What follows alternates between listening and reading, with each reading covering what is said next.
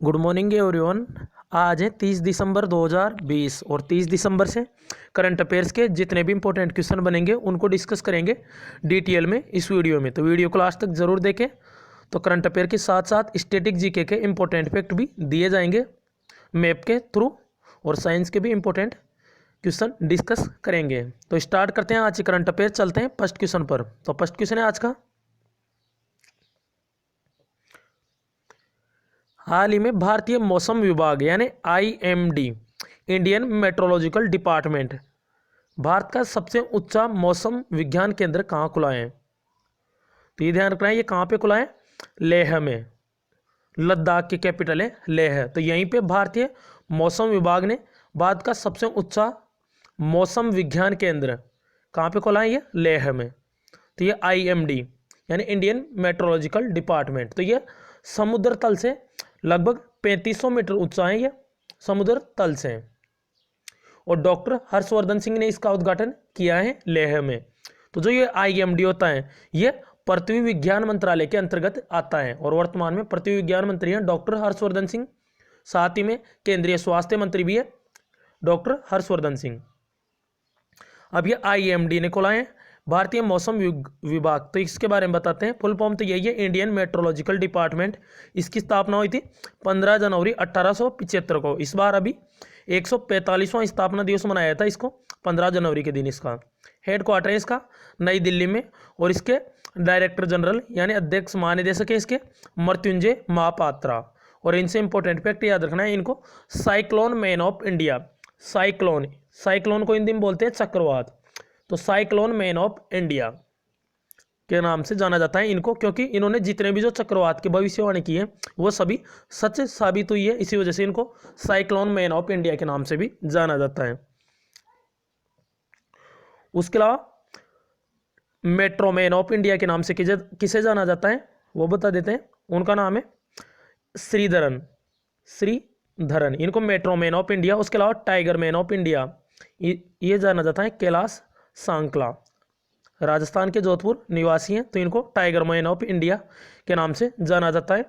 भारत में project tiger की शुरुआत हुई थी 1973 को, और प्रोजेक्ट एलिफेंट इसकी हुई थी 1992 को, 1992 में। तो ये याद रखना है। तो इस क्वेश्चन से इतनी जानकारी मिल जाती है। तो इसी तरह इंपॉर्टेंट फैक्ट दिए जाएंगे प्रत्येक क्वेश्चन के साथ। अगर इस चैनल पर वीडियो को पहली बार देख रहे हैं तो चैनल को ज़रूर सब्सक्राइब करें, पसंद आए तो। अब ये कुछ विज्ञान के इंपॉर्टेंट पॉइंट है।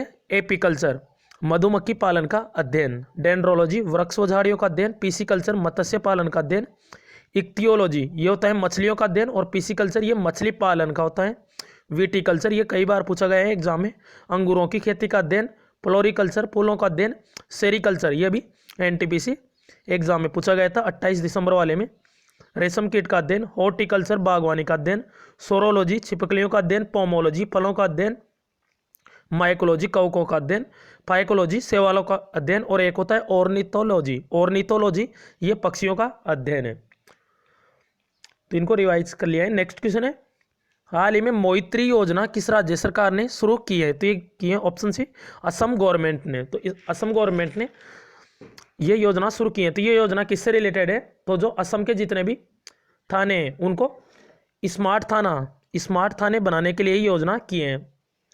तो उनमें कुछ अलग से फैसिलिटी प्रोवाइड कराई जाएगी। इसमें उनमें कुछ अपग्रेड किया जाएगा उनको, यानी कि जितने भी जो पुलिस थाने हैं असम के उनका पुनर्निर्माण दोबारा से निर्माण किया जाएगा। अब मोइत्री इसकी फुल फॉर्म है mission for overall improvement of थाना फॉर रेस्पॉन्सिव इमेज। तो ये थाने से इस थानों को स्मार्ट बनाने के लिए है ये योजना, जो पुलिस स्टेशन है उनको ध्यान रखना है। उसके अलावा मैप में देखते हैं असम को। ये रहा मैप में असम, कैपिटल है इसकी दिसपुर, चीफ मिनिस्टर है सर्बानंद सोनोवाल। उसके अलावा गवर्नर है यहाँ के जगदीश मुखी। ध्यान रखना है सर्बानंद सोनोवाल को 2020 के स्टार्टिंग में श्यामा प्रसाद मुखर्जी अवार्ड से सम्मानित किया गया था। और असम में एक फेस्टिवल है काती बिहू। उसके अलावा काजीरंगा नेशनल पार्क, मानस नेशनल पार्क दोनों हैं असम में। काजीरंगा नेशनल पार्क एक सिंह के गेंडे के लिए फेमस है। उसके अलावा असम भारत का सबसे ज़्यादा चाय उत्पादित राज्य है, और दक्षिण भारत का पूछे तो तमिलनाडु है सबसे ज़्यादा चाय उत्पादित राज्य, और भारत का असम है। उसके अलावा असम से एक याद रखना है पौबा रिजर्व फॉरेस्ट, इसको वाइल्ड लाइफ सेंचुरी में बदला जाएगा। उसके अलावा एक है दहिंग पटकाई वाइल्ड लाइफ सेंचुरी, इसको नेशनल पार्क में अपग्रेड किया जाएगा। तो ये दोनों क्वेश्चन पूछे जा सकते हैं क्योंकि ये दोनों करंट में हैं। उसके अलावा एक अरुणोदय योजना ये भी शुरू की थी असम गवर्नमेंट ने। कृतज्ञता पोर्टल ये भी शुरू किए हैं असम ने, तो याद रखना है असम से, तो ऑप्शन सी इसका करेक्ट है। उसके अलावा जब जीएसटी लागू हुआ था, जीएसटी 1 जुलाई 2017 को, तो सबसे पहले जीएसटी लागू करने वाला पहला राज्य कौन बना था? असम, ये ध्यान रखना है। और जीएसटी दिवस इसीलिए मनाया जाता है 1 जुलाई को। और जीएसटी परिषद का विवरण है अनुच्छेद 279 के अंतर्गत, यह भी पूछा जा सकता है। जीएसटी की फुल फॉर्म है गुड एंड सर्विस टैक्स। और जीएसटी कौन सा करें? अप्रत्यक्ष करें, इनडायरेक्ट टैक्स है, ये ध्यान रखना है, पूछा गया है ये क्वेश्चन भी। अप्रत्यक्ष करें कल वाली शिफ्ट में पूछा गया था एनटीपीसी के। नेक्स्ट क्वेश्चन है हाल ही में किस राज्य के मंत्रिमंडल ने धार्मिक स्वतंत्रता विधेयक 2020 को मंजूरी दी है? तो ये दी है मध्य प्रदेश गवर्नमेंट ने। अब ये विधेयक क्या है? तो ये विधेयक अगर पारित हो जाता है, अभी ये विधेयक को मंजूरी दे दी है, अगर ये विधेयक कानून बन जाता है तो उसके बाद कोई भी व्यक्ति शादी के नाम पर धर्म परिवर्तन नहीं कर सकेगा। इसके अंतर्गत अगर वो ऐसा करता है तो 5 साल तक की कैद और 25,000 रुपये तक का इसमें जुर्माना हो सकता है। तो जो पहले कौन सा ये विधेयक था? धार्मिक स्वतंत्रता विधेयक 1968 था। अब इसको समाप्त कर दिया जाएगा अगर ये कानून बन जाता है तो। उसके अलावा भी मध्य प्रदेश ने दिए, तो ये रहा मैप में मध्य प्रदेश। कैपिटल है इसकी भोपाल, चीफ मिनिस्टर है शिवराज सिंह चौहान और गवर्नर है यहाँ के आनंदीबेन पटेल। अभी नए चीफ जस्टिस बने थे यहाँ के मोहम्मद रफीक। ये कहाँ के थे? पहले उड़ीसा के थे मोहम्मद रफीक, लेकिन उड़ीसा हाई कोर्ट के नए मुख्य न्यायाधीश बन गए हैं JS मुरलीधर। अब मोहम्मद रफीक बन गए मध्य प्रदेश के। उसके अलावा सोयाबीन, दलहन, तिलहन, चना, ये इसके उत्पादन में शीर्ष राज्य है मध्य प्रदेश। उसके अलावा मध्य प्रदेश के पन्ना खान हीरा उत्पादन के लिए फेमस है। उसके अलावा ये नेशनल पार्क है मध्य प्रदेश के सतपुड़ा, संजय नेशनल पार्क, बांधवगढ़, कान्हा, पन्ना, माधव, ये याद रखना है। अभी पन्ना नेशनल पार्क को यूनेस्को के बायोस्फीयर रिजर्व की सूची में शामिल किया गया था। उसके अलावा बांधवगढ़ नेशनल पार्क, अभी कल परसों में बताया था, इसमें भारत की पहली hot air balloon safari launch की है मध्य प्रदेश के बांधवगढ़ टाइगर रिजर्व में।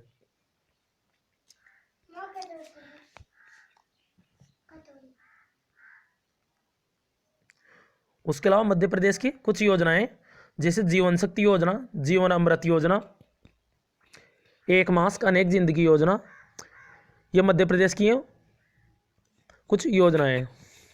उसके अलावा रोको टोको अभियान, रुक जाना नहीं योजना, ये सभी मध्य प्रदेश की।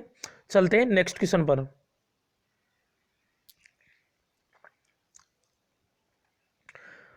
हाल ही में DRDO द्वारा scientist of the year award किसे सम्मानित किया गया है? तो ये सम्मानित किया गया है हेमंत कुमार को। ऑप्शन बी करेक्ट है, यही है हेमंत कुमार, और इन्हीं को अभी DRDO द्वारा यह सम्मानित किया गया है इनको। तो इनका नाम है Hemant Kumar, scientist of the year award से सम्मानित किया है। अब इनको यह सम्मानित क्यों किया है? तो इन्होंने अभी जो ल्यूकोड्रमा होता है उसके इलाज के लिए एक दवा बनाई है ल्यूकोसिन, इसके लिए इसको ये अवार्ड दिया गया है। उसके अलावा DRDO ने दिया है अवार्ड। तो DRDO की फुल फॉर्म है defence research and development organisation. स्थापना 1958 में, नासा की भी 1958 में हुई थी, और इसका हेडक्वार्टर है नई दिल्ली में। इसके प्रेसिडेंट है G सतीश रेड्डी। इसका कार्यकाल अभी 2 साल के लिए बढ़ाया गया था। उसके अलावा M वीर लक्ष्मी, ये भारत की पहली महिला एम्बुलेंस ड्राइवर बनी थी, तमिलनाडु की है। उसके अलावा G सतीश रेड्डी, ये तो DRDO के अध्यक्ष ही है। उसके अलावा पूजा देवी, अभी कल ही बताया था इनका नाम, अभी ये जम्मू कश्मीर की पहली महिला बस ड्राइवर बनी है। नेक्स्ट क्वेश्चन है हाल ही में किसे एकलव्य पुरस्कार 2020 से सम्मानित किया गया है? तो ऑप्शन बी करेक्ट है इसका, नमित टोप्पो, यही है नमित टोप्पो। और ये नमित टोप्पो ये एकलव्य, ये हॉकी की प्लेयर है, भारतीय महिला हॉकी टीम के प्लेयर हैं नमित टोप्पो। तो इन्हीं को भी एकलव्य अवार्ड 2020 से सम्मानित किया गया है। उनके अलावा जो ऑप्शन में दिए हुए हैं, उसके अलावा अच्युतम नंबूदरी, इनको 55वां ज्ञानपीठ पुरस्कार मिला है 2019, 55वें नंबर का। और ये मलयालम भाषा के कवि हैं, इनका भी निधन हो गए हैं। और ये जो क्वेश्चन था 55वां ज्ञानपीठ पुरस्कार, ये क्वेश्चन पूछा गया था 28 दिसंबर को एनटीपीसी में। तो याद रखना, इनका नाम अच्युतम अच्युतम नंबूदरी। उसके अलावा पंडित सतीश व्यास, अभी इनको राष्ट्रीय तानसेन पुरस्कार 2020 मिला है। उसके अलावा राजकमल झा, रविंद्रनाथ टैगोर साहित्य पुरस्कार इनको मिला है। तो याद रखना है एकलव्य पुरस्कार 2020 नमित टोप्पो, और ये हॉकी की प्लेयर है। नेक्स्ट क्वेश्चन है, यही है नमित टोप्पो। हाल ही में प्रधानमंत्री नरेंद्र मोदी ने 100वीं किसान रेल को कहां से कहां तक चलने के लिए हरी झंडी दिखाई है। तो अभी ये 100वीं किसान रेल है, इंपॉर्टेंट है। तो ये संगोला से शालीमार तक चलेगी। तो ये संगोला कहाँ पे, तो ये है महाराष्ट्र में संगोला, और शालीमार है पश्चिम बंगाल में। तो यहाँ से यहाँ तक ये रेल चलेगी। 100वीं किसान रेल है, इसलिए इंपॉर्टेंट है। तो संगोला से शालीमार, महाराष्ट्र के संगोला से शालीमार तक ये चलेगी। ये तो भारत की 100वीं किसान रेल है। उसके अलावा भारत की पहली किसान रेल कहाँ चली थी, तो ये महाराष्ट्र के देवलाली से बिहार के दानापुर तक चली थी। ये देवलाली से दानापुर तक चली थी भारत की पहली किसान रेल। तो ये याद रखना है किसान रेल। तो इसमें क्या होता है, जितनी भी जो चीज़ें हैं जो फास्ट जल्दी से खराब होती हैं उनके लिए है ये किसान रेल। जैसे दूध, जितनी भी फल सब्जियां होती हैं वो जल्दी खराब हो जाती हैं, तो उसी के लिए ये किसान रेल है, ध्यान रखना है। तो पहली देवलाली से दानापुर, और ये 100वीं रेल है भारत की, 100वीं किसान रेल। उसके अलावा दक्षिण भारत की पूछिए तो दक्षिण भारत की पहली किसान रेल है अनंतपुर से आदर्श नगर।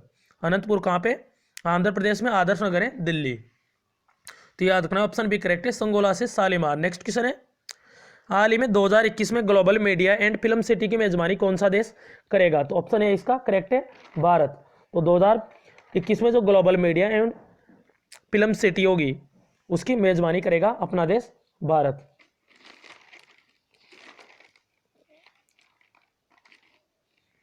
उसके अलावा कुछ और इंपॉर्टेंट क्वेश्चन बताते 2021 को। तो जो अभी यूनेस्को है उसने सतत विकास के लिए रचनात्मक अर्थव्यवस्था का वर्ष घोषित किया था 2021 को। उसके अलावा 2021 से रचनात्मक अर्थव्यवस्था के क्षेत्र में बांग्लादेश के जो संस्थापक हैं, पहले राष्ट्रपति थे शेख मुजीबुर रहमान, इनके नाम से अवार्ड भी देने की घोषणा की है यूनेस्को ने। और यूनेस्को ने मध्य प्रदेश के 2 शहर है ग्वालियर और ओरछा, इनको विश्व विरासत स्थल की सूची में शामिल किया था। भारत में कुल 40 साइट हो गई हैं यूनेस्को की। नेक्स्ट क्वेश्चन है, हाल ही में किस राज्य में भारत का पहला पॉलिनेटर पार्क स्थापित किया जाएगा। पॉलिनेटर पार्क, तो ये कहाँ पे स्थापित किया जाएगा, ऑप्शन बी उत्तराखंड में। तो यानी परागकणता पार्क, पॉलिनेटर को हिंदी में बोलते हैं परागकण। तो ये पार्क स्थापित किया जाएगा उत्तराखंड में नैनीताल जिले के हल्द्वानी में।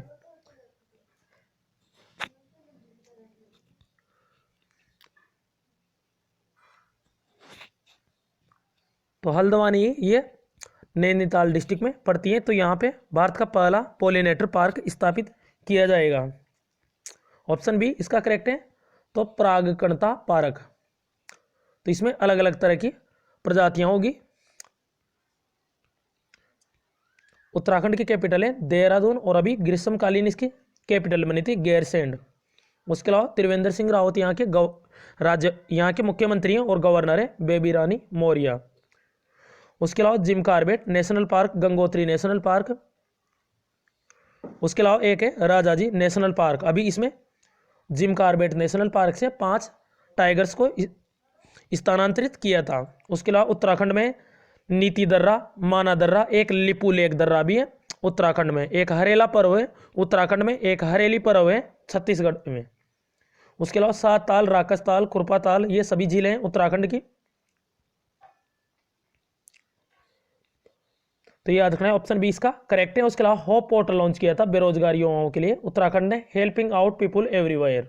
और भारत का पहला लाइकेन पार्क, ये भी उत्तराखंड में खोला गया था। उसके अलावा पहला मॉस गार्डन, ये भी उत्तराखंड में ही खोला गया था।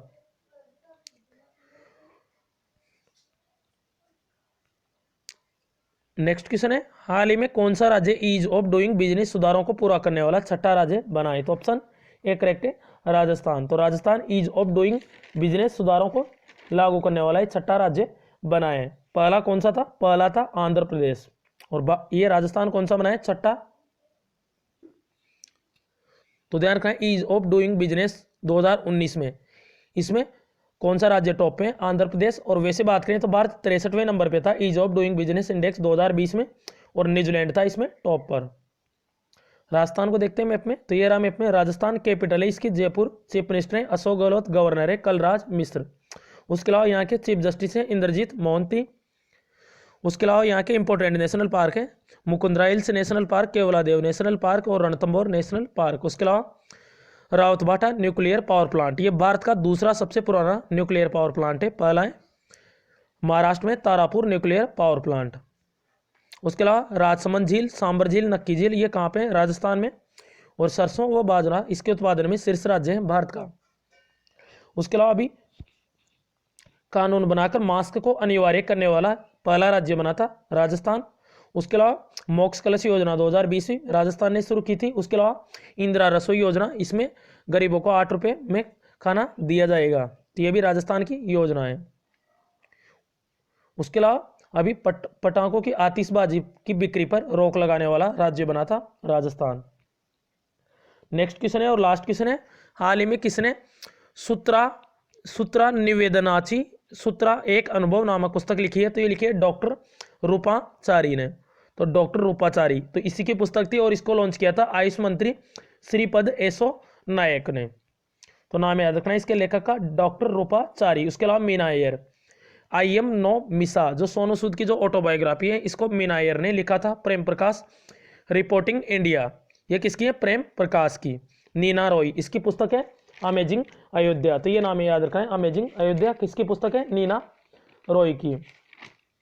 उसके अलावा भी अयोध्या पुस्तक का विमोचन किया गया था देवेंद्र फडणवीस द्वारा। माधव भंडारी की यह पुस्तक थी अयोध्या, और अमेजिंग अयोध्या है नीना राय की। अब लास्ट वीडियो के क्वेश्चन का आंसर है, हाल ही में कृषि ऋण माफी योजना को मंजूरी किस राज्य सरकार ने दी है? तो इसका करेक्ट आंसर था झारखंड। तो इसमें किसानों का 50,000 रुपये तक का ऋण माफ किया जाएगा। नेक्स्ट क्वेश्चन है आज का, हाल ही में किसने ICC spirit of the cricket award of the decade का खिताब जीता है? तो इसका करेक्ट आंसर कमेंट बॉक्स में जरूर बताएं। अगर आपने लास्ट वीडियो देखा होगा तो इसका आंसर आपको पता होगा। अगर किसी भी क्वेश्चन से कोई प्रॉब्लम हो कमेंट बॉक्स में जरूर बताएं। अगर वीडियो पसंद आए तो लाइक करें, अन्यथा डिसलाइक भी कर सकते हैं। तो चैनल को जरूर सब्सक्राइब करें अगर सब्सक्राइब नहीं किए हैं। Thanks for watching this video, this channel always with you.